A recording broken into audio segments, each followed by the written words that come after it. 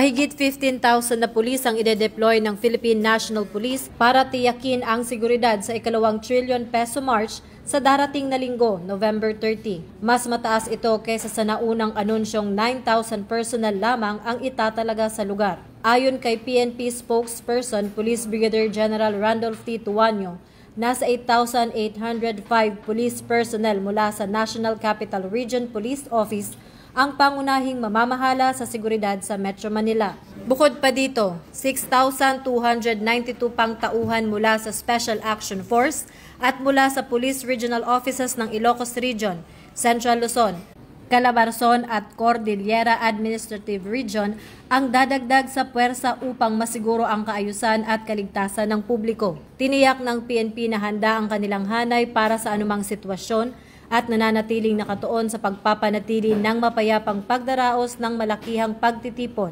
Dahil ito ang bagong PNP para sa bagong Pilipinas, serbisyong mabilis, tapat at nararamdaman.